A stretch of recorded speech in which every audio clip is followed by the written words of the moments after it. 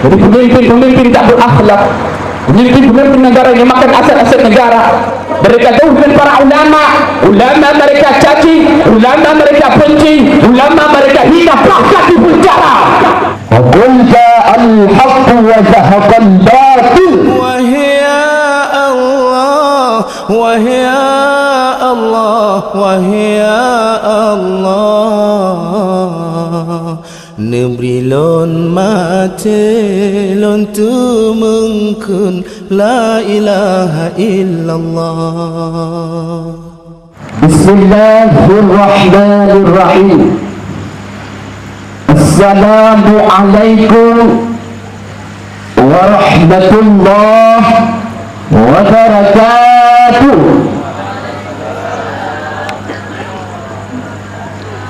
Alhamdulillah. Alhamdulillahilladzi arsala rasulahu bil huda wa dinil haqq liyudhhirahu 'ala ad-din kulli. Arsala lahu basyiran wa nadhira wa da'iyan ila Allah bi'idhnihi wa sirajan munira. Ashhadu an la ilaha illallah wahdahu la syarika lahu وأشهد أن سيدنا محمدا عبده ورسوله لا نبي بعده. رب اشرح لي صدري ويسر لي أمري واحلل عقدة من لساني يفقهوا قولي. اللهم اجعل قراءتنا قراءة مقبولة ولا تجعل قراءتنا قراءة مردودة. وقل جاء الحق وزهق الباطل innal batila kana zahuqa. La haula wala quwwata illa billahil aliyyil azim. Asyhadu an la ilaha illallah wahdahu la syarika lah wa asyhadu anna sayyidana Muhammadan abduhu wa rasuluhu la nabiyya ba'dah. Rabbi syrah li sadri wa yassir li amri wahlul 'uqdatan min lisani yafqahu qawli. Allahumma ij'al qira'atana qira'atan maqbulah wa la taj'al qira'atana qira'atan mardudah. Wa qul ja'al haqq wa zahaqal batil innal batila kana zahuqa. La hawla wa la quwwata illa billahil aliyyil azim. Allah Ta'ala fil Qur'anil Karim. Bismillahirrahmanirrahim. I'lamu annama al-hayatud dunya la'ibun wa lahwun. Wa qala an-nabiy sallallahu alaihi wasallam fil hadis ad-dunya'u sijnul mu'minin wal jannatu lil kafirin. Amma ba'du. Saudara-saudaraku muslimin rahimakumullah, dengan pergeserannya masa dan pertukaran waktu sesuai dengan situasi dan kondisi, beberapa hari ini kita telah mengadakan perlombaan dalam rangka menyambut hari santri. Asalnya seorang santri dari pondok pesantren Atwahaya. InsyaAllah Al-Fakir menyampaikan sedikit permasalahan tentang peran daya di era informasi teknologi. Dalam kata lain, peran daya di era milenial. Saudara-saudaraku sekalian, di era globalisasi yang canggih dan modern ini, sangat perlu bagi kita untuk mengintrospeksikan diri kita. Dari manakah kita, di manakah kita, dan hendak ke manakah kita. Saat ini sudah banyak manusia terpengaruh dengan kehidupan dunia. Sudah banyak manusia terpengaruh dengan kehidupan dunia, fitnah dunia, fenomena kehidupan dunia. Coba kita lihat dulu Rasulullah dan para sahabat. Mereka memperjuangkan agama Allah lillahi ta'ala fi sabilillah. Mereka menganggap biarlah nyawa ujung pedang, asalkan iman tidak terpisah dalam dada. Dan sekarang semuanya manusia mengharap yang namanya imbalan, semuanya manusia mengharap yang namanya balasan, semuanya manusia mengharap yang namanya harta, tahta dan wanita. Mudah-mudahan wanita di sini semuanya menjadi wanita yang baik, wanita Tuhan Allah, wanita yang saleh, salihah. Dikarenakan jika ini santri mari kita ajak, jadikan kita seorang santri-santri yang intelektual, santri-santri yang mempunyai komitmen, santri-santri yang dapat diguguh dan ditiru. Dengan sampai jadi santri tak dapat diguguh dan ditiru. Kita ajak semua keluarga kita, tetangga kita, kerabat kita agar dia jadi seorang santri, agar terbenteng dari yang namanya penyakit cinta terhadap dunia. Karena dunia itu sangatlah berbahaya, dunia itu sangatlah kacau dalam kehidupan kita apabila kita tergoda dengannya. Allah Subhanahu wa ta'ala mengabadikan dalam Al-Quran dalam surah Al-Hadid ayat ke-20 yang berbunyi, "Ya'lamu annamal hayatud dunya la'ibun wa lahwun." Ketahuilah sesungguhnya kehidupan dunia la'ibun wa lahwun, permainan dan sembah-sembah.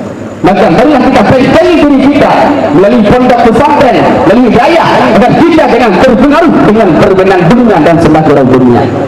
Dikarenakan dunia dan seluruh isinya sesungguhnya merupakan tujuan hidup jangka pendek. Dari setiap pribadi muslim, tujuan jangka pendek itulah yang menentukan baik atau buruknya tatkala menghadapi tujuan jangka panjang. Yang perlu kita garis bawahi, tujuan jangka pendek itulah yang menentukan baik atau buruknya seseorang tatkala menghadapi tujuan jangka panjang, itulah akhirat. Oleh karena demikian saudara sekalian, mari kita bentengi diri kita jangan sampai terpengaruh dengan tujuan jangka pendek itu, itulah dunia. Karena dunia itu ibaratkan seperti ular, lembut bila disentuh tapi racunnya sangat membunuh. Anak kecil tidak mengerti, suka sekali menyentuhnya, sedangkan orang cerdik lagi pandai berhati-hati terhadapnya. Dunia adalah negeri kebenaran bagi yang benarkannya, negeri keselamatan bagi yang mengetahui tentangnya, negeri kekayaan bagi yang mengambil bekal darinya, tempat turunnya wahyu Allah, tempat salatnya para malaikat-malaikat Allah, tempat berdirinya masjid-masjid Nabi Allah, dan tempat jual beli para wali-wali Allah. Dunia dapat melakukan seseorang pada puncak kejayaan yang tinggi, pula dunia tersebut dapat menenggelamkan seseorang ke dasar jurang kehancuran yang sangat dalam. Dunia dia berhias dengan perhiasannya, membujuk dengan tipu dayanya, menyesatkan dengan harapannya. Dunia bersolek bagi para pemidangnya, sehingga seperti pengantin wanita yang dipertontonkan. Lalu setiap mata yang memandang, jiwanya tergila-gila dan hati pun berhasrat cinta kepadanya. Itulah dunia saudara sekalian. Maka mari kita bentengi diri kita melalui pondok pesantren agar jangan sampai sebetulnya cinta terhadap dunia yang begitu dahsyat. Jangan takut wahai santri, walaupun kamu capek dalam daya demi memperankan menjadi santri-santri yang intelektual, karena di dunia inilah tempat kita berusaha, di dunia inilah tempat kita berusaha dan bekerja keras. Karena dunia bagi kita adalah penjara dan bagi mereka kafir adalah surga. Rasulullah sallallahu alaihi wasallam bersabda dalam sebuah hadis, "Ad-dunya sijnul mu'minin wal jannatu lil kafirin."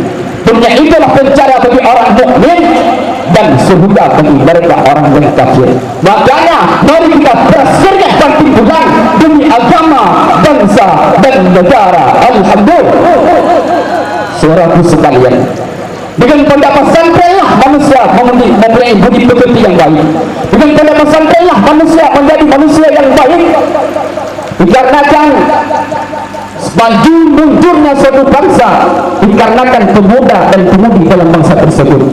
Satu bangsa akan hancur kalau akhlak bangsa berantakan.